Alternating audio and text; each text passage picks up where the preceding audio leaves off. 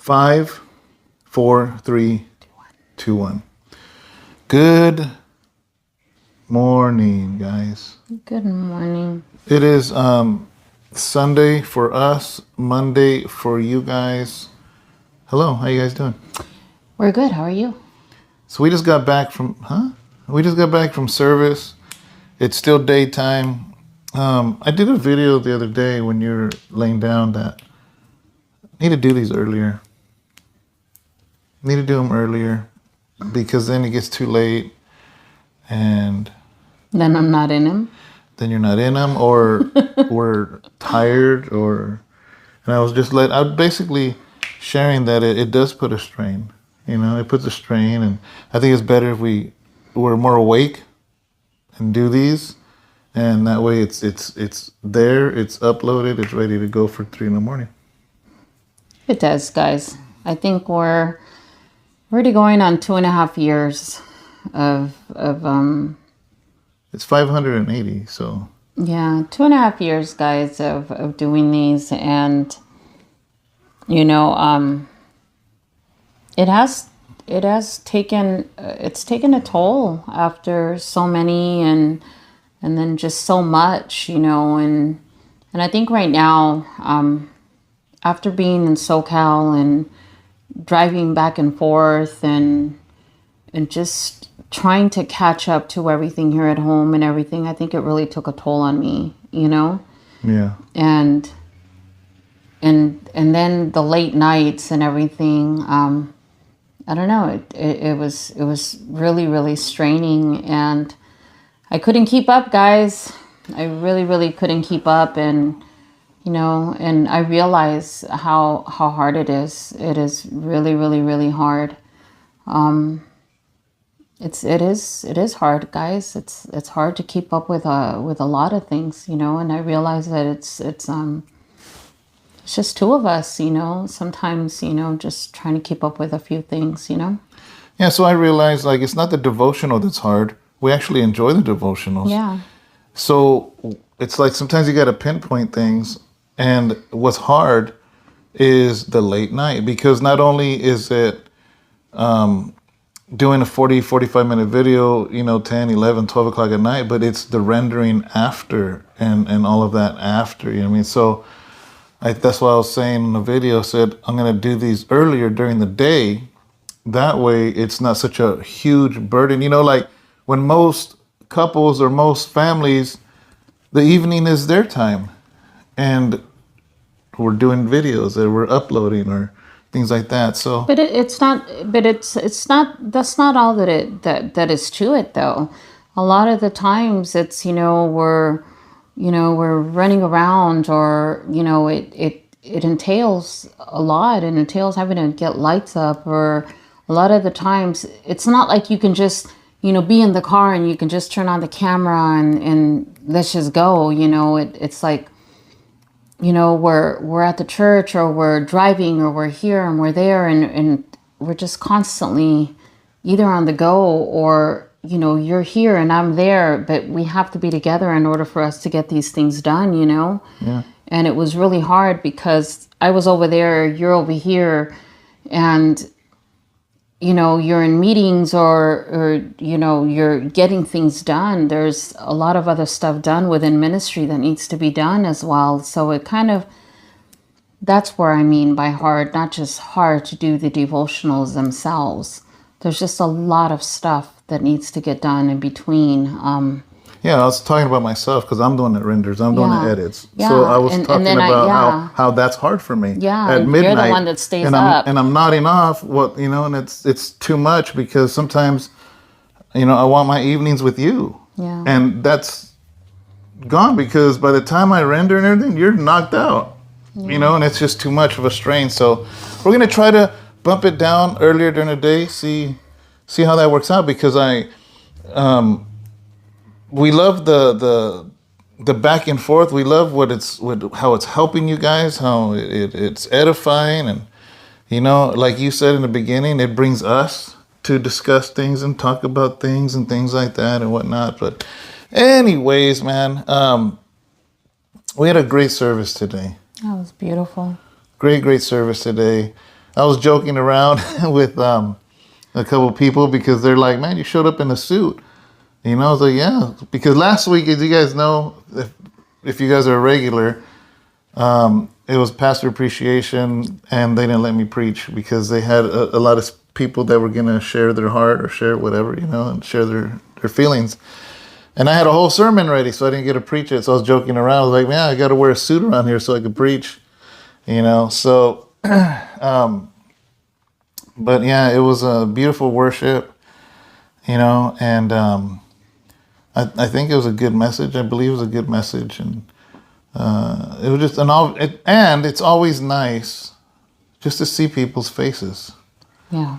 And those of you that are always commenting, it's nice to see your names commenting, you know, and it's truly a blessing. Yeah, it was really nice to see Tony on there. You know, Tony Rodriguez. Yeah. Yeah, it's nice Yeah. to see. Well, I mean, I just scrolled, so I didn't really see everybody that was on there, but Yeah, I haven't seen him in a while. I did see his name a couple times. Yeah, it's nice to see him. I'm not on sure there. who else was on there though, guys. I just went on and All my regular brothers and sisters. well, Anthony had issues with the sound. His mic, they couldn't. So he went on the way he normally does right before service, and there was no sound. Really? Yeah, but we were live. There's nothing you can do, so we just cut it off and just put the regular logo. I got to figure out what was the issue, you know. But you can't do it, guys. You can't fix it while we're live, you know. So, Yeah.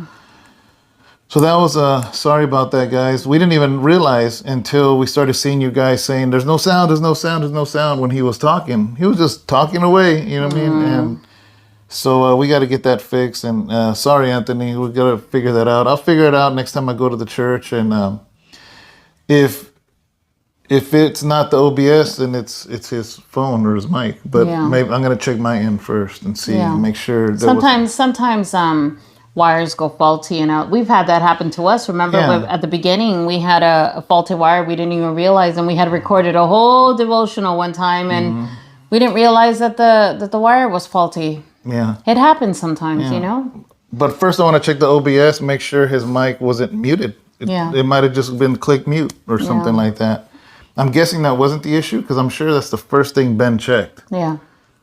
So then he runs and panics and calls me, and he's like, "There's no sound for Anthony," you know. So, but yeah,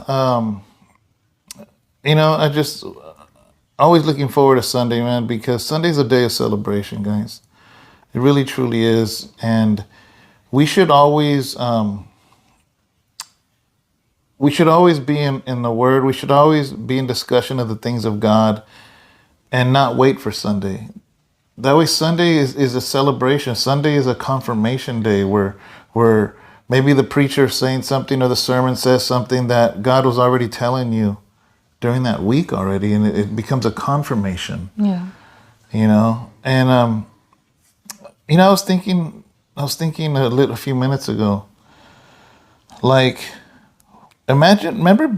Well, we don't remember because we weren't live. But like nowadays, how there's YouTube, there's television, there's radio, there's podcast, there's stadiums, there's venues. What was church like when there was no mega pastors, when there was no well-known evangelists, when everybody went to whatever church was in their neighborhood? That's all they knew. Yeah. There wasn't like hordes of people or Churches were full. yeah. Churches were full. I guarantee you churches were full because you didn't have the option to stay home, or you didn't have the option to be like, "Oh, I'm going to stay home," because guess what? If you stayed home, you got nothing. There's no internet. You got nothing. So you didn't have the option, because if you didn't go to church, you were not going to hear the word. You were not going to get nothing. So you were going to have no fellowship. You were going to have, you know, you were not going to be able to be fed the word unless you yourself dug into the word and you knew exactly what you were looking for. If you were self-taught, you know, and you knew exactly what it is that you needed to do. But for those who needed to go out and be taught and needed to, you know, have the fellowship and all of that, then, you know, I believe churches were full. People were searching, you know, they were out there to be taught. He Well, wanted to be filled. isn't that so? Can't we say then that I mean, we weren't there, but like back then, that Sunday service was a celebration. Because Yeah. I believe, from what I hear, Christian families would open the Bibles. The father would open the Bible and read to his wife and his kids, and then they would discuss and things like that. So Sunday, they would get together. Like everybody worked. I believe every day was a celebration. Well, I'm talking about a celebration to get together because my mom and my dad, for instance, they weren't Christians, but everybody worked. They worked hard, and everybody's dirty. Everybody's in the fields. Everybody's a farmer. Everybody's working on tractors or working in a barn, and so they never got a chance to wear nice clothes until Sunday. Yeah. And so after working all week long, my dad says Saturday they would shop. And Sunday, if you were a Christian, that's where you would dress up. Whatever you bought on Saturday, you would buy a new hat, a new dress, and that's where you would go and you see all your friends, you see your neighborhood, and your neighbors, I mean, and it was a celebration because you've been working hard all week long. The wives were home taking care of the kids and churning butter or whatever they were doing. So that was a time, for the women to see the women, the men to see the brothers, and the kids to play. And that's why I think Sunday was a celebration. It reminds me of a little modern day family. Like right now, I see like Alan and Teresa and them. Sometimes Alan comes in like so fast on a Wednesday, and he comes in all dirty work? from work, and he comes in with his wife. She's a homemaker. And it seems like he just picked her up, like swooped her up from home, with the kids all, and he's like, come on, let's go. And he's coming in, with his work boots and, coming home, just all, disheveled from work and everything, but he's walking in, and, that's what it reminds me, that Wednesday when he comes in, and it just thinking about that right now, that's like your modern day of what that day would look like. I remember now when I thought this. I actually thought this in lunch today when we were eating with Daniel and Naomi, because you and Daniel were talking about cooking. And as I'm hearing you guys speak, my mind took off somewhere else, because I love something you said. You said, because I don't know how it doesn't even matter exact what was said, but something about on the internet, because a lot of chefs, bakers, everything's about getting an Instagram and getting 1 million views or 1 million likes and all this and that, and it's true, right? Because I talked about having a little place. Yeah, because like the DJ, he wants to be the one with the most on Instagram. The baker, the one that cooks steaks, like the barbecue people, and all these people getting all these likes. And Sharon was like, I don't even want that. I just want my own little place to give people my little breads I make, and they can be happy and sit with their family. And you said something that maybe I misunderstood. You said, but because when you get into social media, then you just search for that, and you're shaping everything to get the most likes, the most views, the most. Yeah, I don't want all that. I want, for me, what I want is to build families and to build all of that. How can you have all of that? How can you have all of that in the closeness if you're going to do everything on social media, and you're going to do all of that, if you're going to be, wanting to build on social media and to do all of that? I don't want that. I want a little tiny cafe, a little place where people can come and build relationships and build family. And I want something small, like a little tiny place where people can come and build each other up. And that was what was important. I said, I want that little place where people can wait in lines to come and spend time together there. That's because people always ask me, guys, people have always asked me, Sister Sharon, how come you haven't opened up a restaurant? Guys, you guys know how much I love to cook. You guys know how big I am and all of that. And it has crossed my mind. I, at one point, even had people that wanted to invest in a place for me to, but at the point when they were like, well, why don't you do this and why don't you do that? But the moment that somebody wanted to come in and started telling me, well, you should do it this way and do it, I said, nah, I don't want to do anything, because I don't want nobody to want to come and try to make all this profit and do all of that. That's not what it's about for me. I surrendered, my business ideas and my heart and everything that I do unto the Lord a long time ago. I just want something that's going to build people, something that's going to build relationship and build families. And that's what it's about to me. It's about bringing people together, and that's what it's about for me. It's not about building a bigger career and building a bigger empire and doing all of that. It's really about something special, and that's what I was telling him.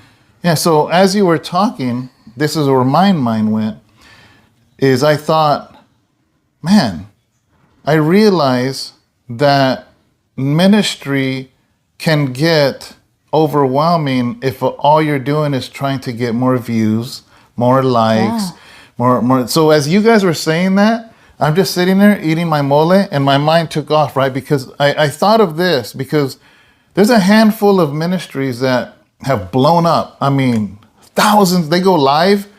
Like, we're all happy when we hit 100 on our lives on Sundays. I know. But there's some ministries, they go live, they will have thousands of people on there. And I realized something, guys. That's not by accident.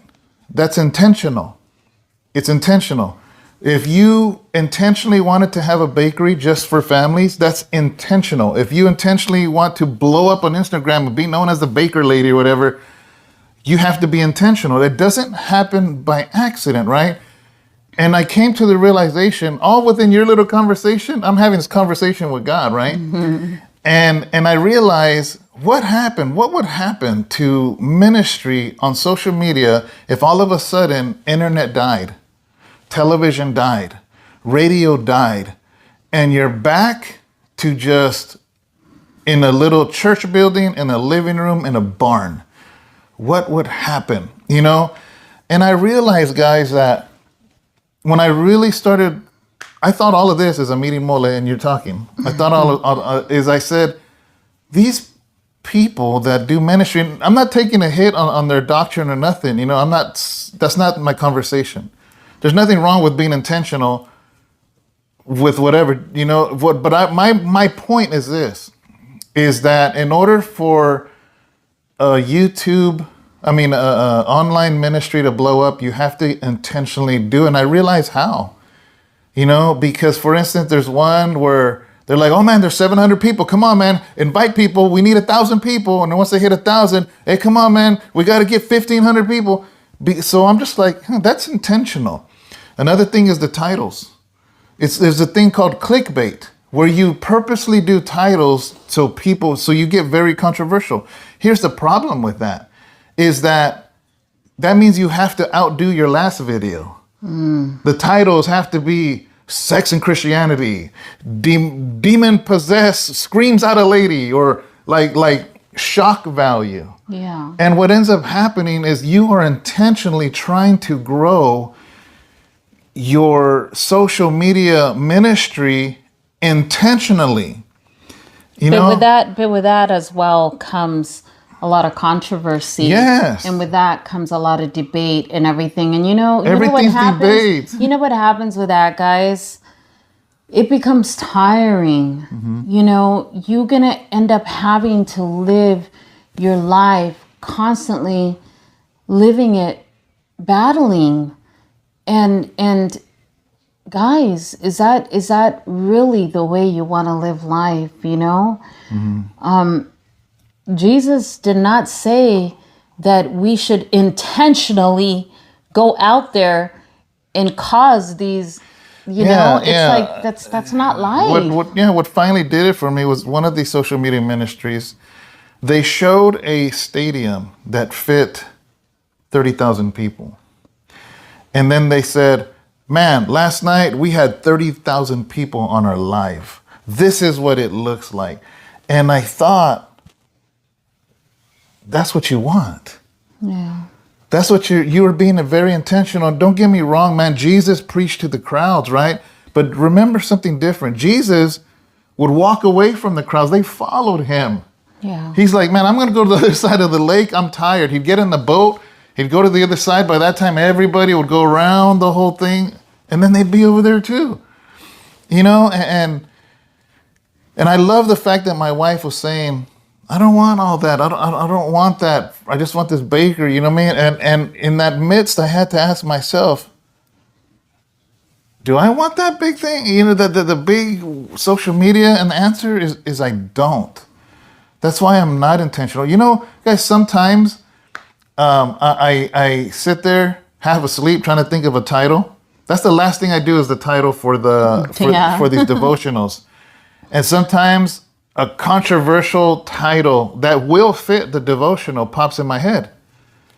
And I literally got to say, no, that's clickbait. No.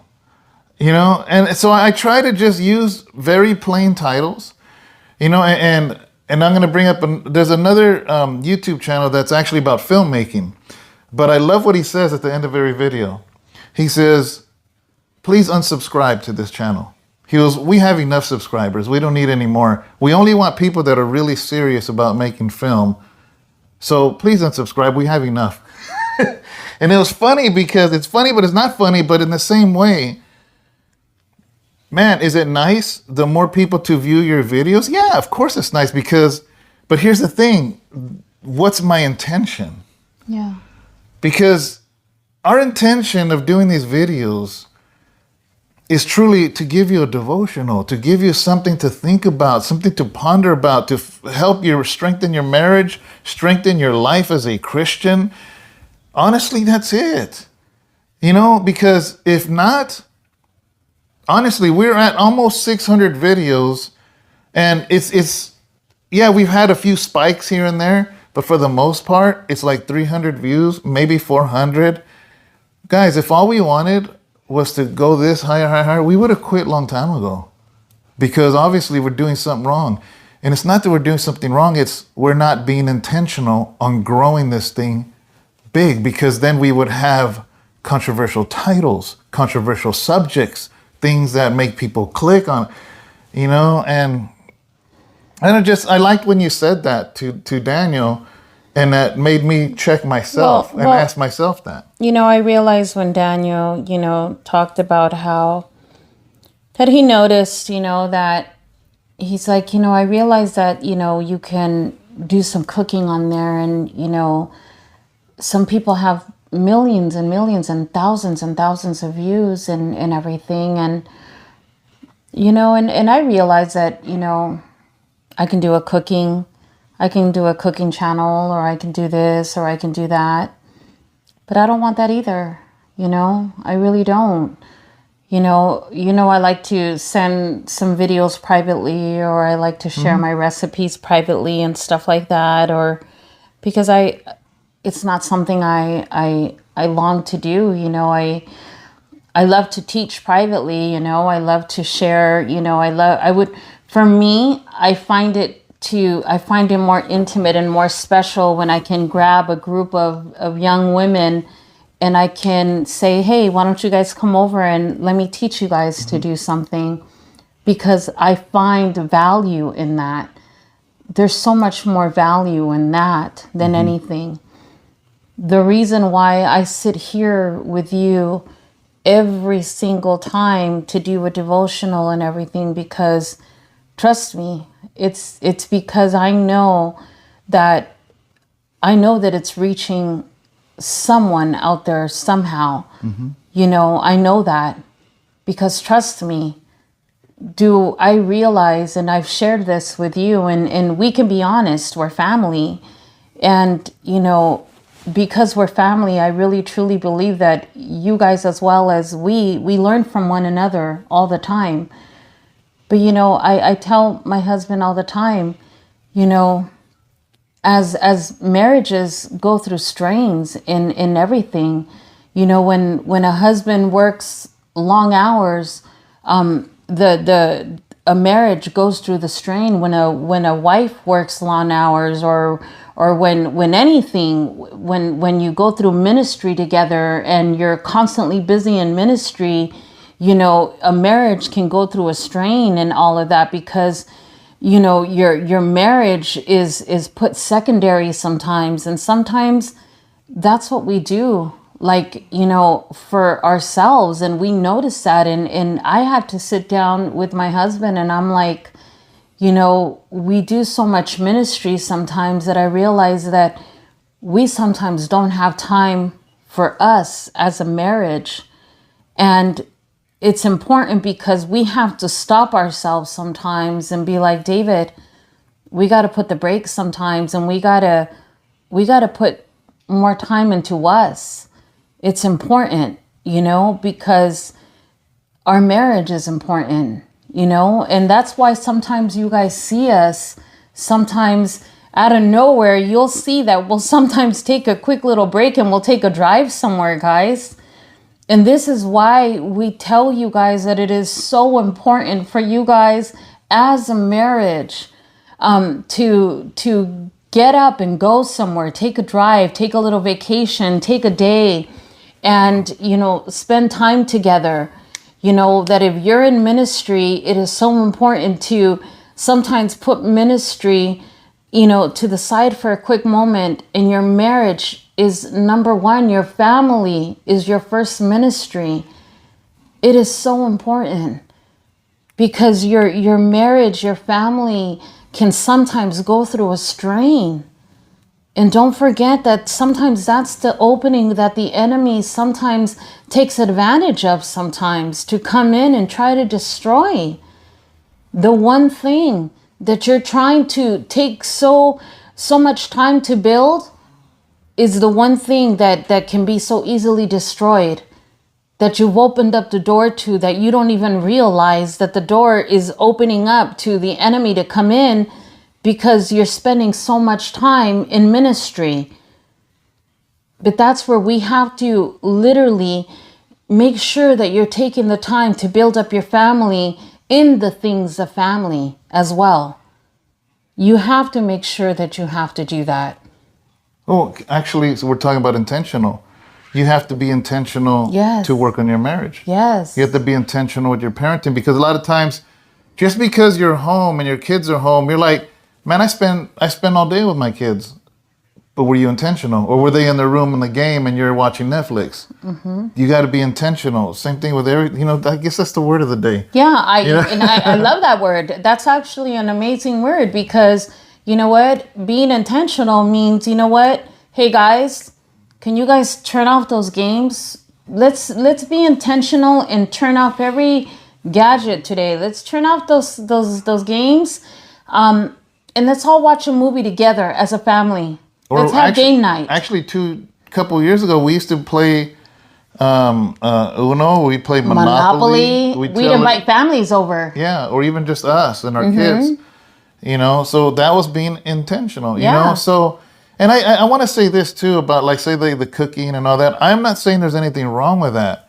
I'm just saying you're only going to grow that which you're intentional with in that sense. Because, like, I realize I don't want to be intentional in having this huge following, because then in reality you are now chasing after something, and I don't want to chase after something. Yeah, and there's nothing wrong with being successful. Here's the thing. I'm at an age, I'm at a place, an age where I'm comfortable where I'm at, and I'm okay where I want to be.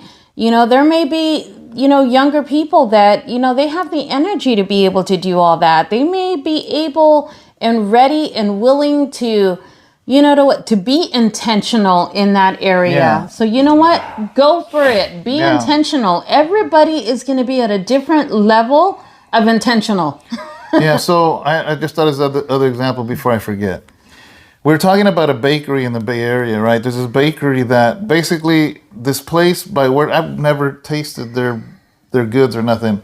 We do know this, is that they open at a specific time.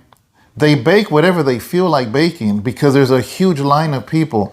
And they bake so much, and when it runs out, that's when they close. Usually, which is in 3 or 4 hours. Boom, they close it out.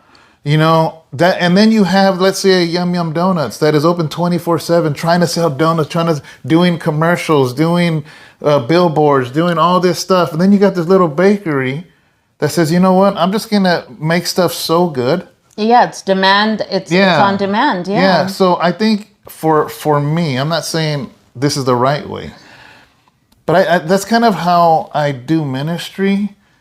You know, like, yeah, I'll post it on Facebook. Yeah, I'll post the flyer on YouTube. But I'm not like, oh man, we gotta put ads, we gotta pay this and do that and sponsors and all this and that, because again, let me say this before I forget. Being intentional comes at a cost. Whatever it is you're gonna do. You wanna have the biggest ministry on Instagram or YouTube, it comes at a cost of your life. Same thing with a job. You want to have a great job, but you got to give up hours of your days for it. Yeah. In the same way, you know, so maybe some of these ministries, they have made that choice to be intentional, give a part of their life, and push so hard that this thing blows up or whatnot, you know, because, and I think here's the fine balance. This is the last thing I want to say. You know, there's a fine balance, is that what's hard, man, is let's say you open a burger spot in the corner. You want to sell burgers. That's your intention. Your intention is not to open a burger shop and never sell burgers. You want to sell burgers. At the same time, you don't want to sell yourself out. You know, so that's the fine balance of how do I let my community know that I have really good burgers here, but at the same time, not try to be the head honcho of burgers. You know, and I think that's a fine balance of even in this world of social media and internet, because I'm just like, you know what? We want to put this out there for people to see on YouTube. We want to put this out there because I think there's people that need to hear this. At the same time, you know, like, do you understand what I'm saying? Mm-hmm. Of finding that balance of, Lord, I want people to see this that need to see it. But I don't want to be the head honcho here. I don't want that, because you know what? That's too much weight to carry. That's weight that I don't want. I just want to share the gospel, enjoy my family, enjoy my wife, you know what I mean? Enjoy life, you know, because life is short. Life is but a vapor. We don't, you know, tomorrow is not promised for us. So it's like, I think a good thing is, what do you want to be intentional about? And do it. You know, it's beautiful because I remember when I had started my cheesecake, you know, my baking back then.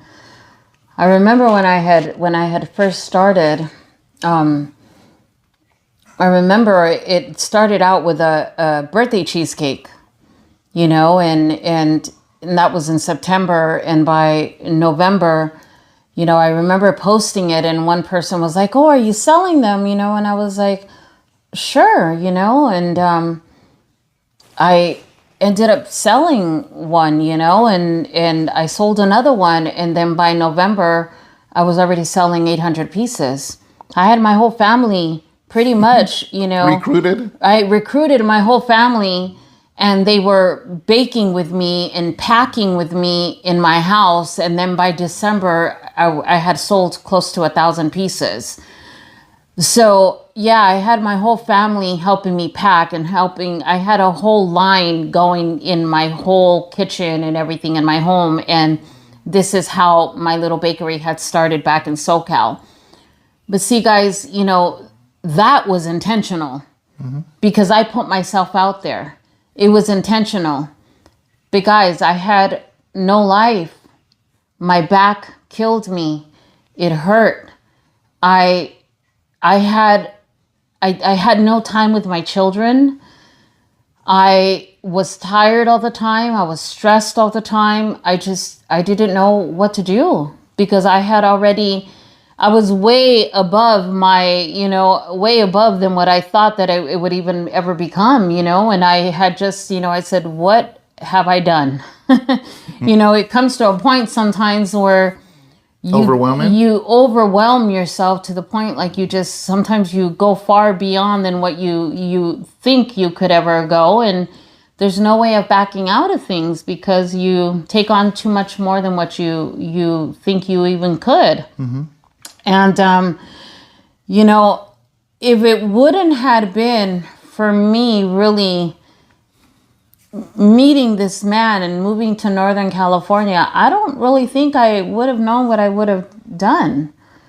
You know, that's what kind of stopped the whole thing, me moving from over there. It slowed everything down. It slowed the process down, guys.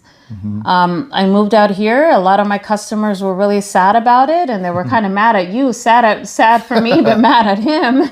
Like, really, he's taking her away from us and everything. But you know, I do praise God for it because it gave me an opportunity for me to kind of change things around and to say, like, you know, I'm capable of doing something that I love to do still, but do it on my own terms, you know. And I still love to bake, but I do it when I want and for whom I want, you know. And I still love doing something that I love, but I do it for my friends and family, and you know, and I still do it for some special customers sometimes, you know, for special occasions and stuff. But, you know, I'm no longer locked in the way that I was, you know, and will someday something happen? I don't know, but I praise God. But that was intentional back then, you know? Yeah. And sometimes, like, another thing is, like, for instance, when I was my paintings, and I started learning more about that art world and learning more about it. And then we got into the Jamestown Gallery and we got into the Stockton Gallery. And I started realizing, man, where does this rabbit hole lead? Because the art world is it's a whole different monster. They're very, colorful people. A lot of wine and cheese things and things like that. And I'm like, you know, is that the direction I want to go? Not that I was going to drink, but do I want to? That's going to take me away from ministry. That's going to take me away. You know, that was a whole other avenue.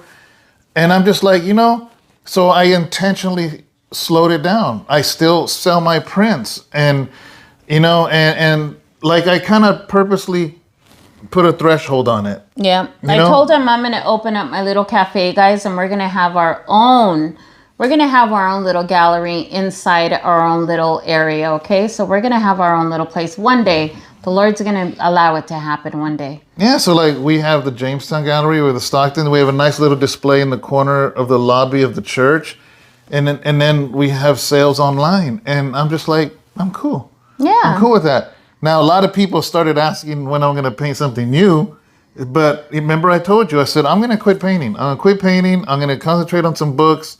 And the Lord will let me know when to start painting again. And he let you know, huh? Well, he lets me know by people saying, hey, you going to paint something new? You know?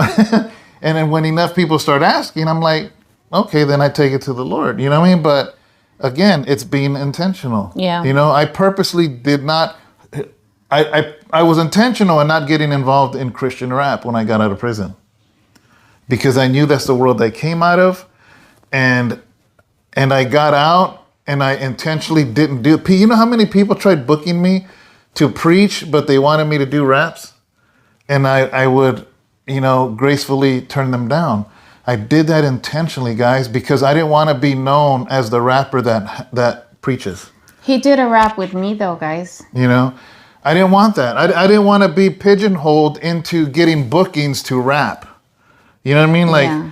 So I gave that up, guys. I'm just like, you know what? I would rather preach the word than to do rap songs. And if I do rap songs, I will only be looked at as that. And it'll be hard to break out of that shell. Am I saying it's impossible? No, because like Brian Trejo, he's a pastor. He's a preacher. I don't know if he's a pastor. There's a difference. A pastor watches sheep. Preacher can preach the word.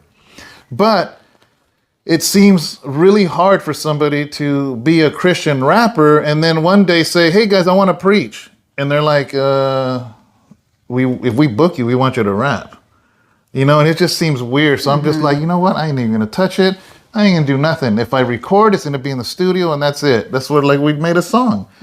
You think I don't get asked? to go and get, hey, Pastor, we come here, we'll get your hotel, we'll do this, but can you do a song? Nope. No, sorry. Sorry, no tortilla. So, guys, I guess the word of the day is? Intentional. Intentional. Be intentional in the way you love your spouse. Be intentional in the way you love your children. Be intentional in the way you have your household. Better be intentional. Be intentional the way you read your word. The way you serve God. The way you lead by example. The way you do ministry. You know? And just know that it comes at a cost. Did you just wiggle your little feet? I did. I have some real fluffy socks. He always calls them bear socks. Because my feet are cold, guys. It's time so why'd you do that little dance? So, I think that's it, right? Yeah, it's time for sweaters, it's time for sweats, and it's time for fluffy socks. She's in a sweater and big socks. I'm in a white t-shirt. I get cold, guys. So God bless you guys. Oh, one last thing.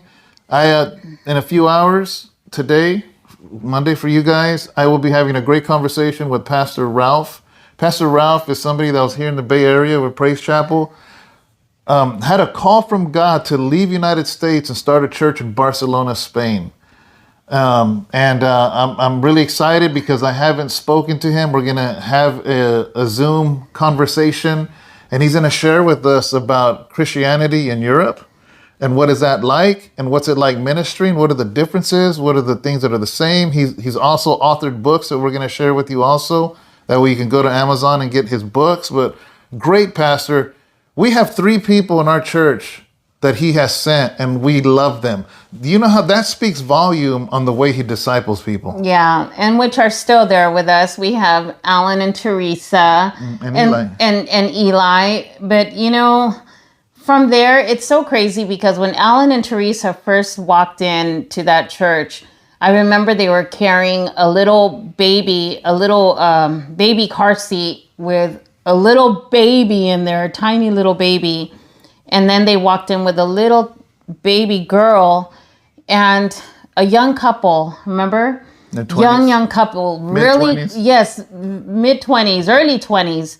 And they're really, really quiet. And I remember we went to eat with them, and Melody was with a little bow, and Abraham got some words out of her, remember? And he started calling her Bo, and now she calls him Uncle Abraham. She's Uncle Abe. But man, you guys, those to us are our spiritual children. We love them so much. They are, you know, we've just gotten so close to them. We love them so much. But the first thing Alan said when they first came, he said, Pastor Ralph, we told him we're moving to Modesto, and he told us to come to this church. Yeah. You know, and then later on, a few months ago, a year ago, maybe Eli moved to Modesto. Eli was an evangelist with Pastor Ralph, and he said, well, he did at first. He did some. He kind of went around for a little while, evangelized here and there. But Ralph told them, House of Rest. So that pastor moved out of Antioch, which is not too far from here. Moved him and his wife moved to Barcelona. His wife Wendy. And I'm going to be talking with him. And that's going to be exciting. It's going to be cool because last week you guys got to hear Pastor Thomas straight from Nigeria. Yeah. And now you're going to hear from Pastor Ralph from Barcelona, Spain. And the thing that got me happy and then sad at the same time is he says, you're welcome to come preach anytime. And I don't have a passport, guys. And it is my bucket list to preach in Spain someday. But at least I get to talk to a pastor that's pastoring over there. You're going to go. We're going to go. So We're going to go. We're going to go. So make sure you watch that. If you didn't watch Pastor Thomas, please go back and watch that, guys. That will mean a lot to me. He is a mentor to both of us. He is somebody we truly love and respect. And if you want to know where we're coming from, then listen to Pastor Thomas's conversation from Nigeria. He is somebody that is completely open. He's on Facebook, if you are on Facebook. And man, he just, him and his wife and just their whole ministry. Please go back and watch that conversation I had with him. Amen. We love you guys, and see you mañana. All right. Hasta luego. Bye.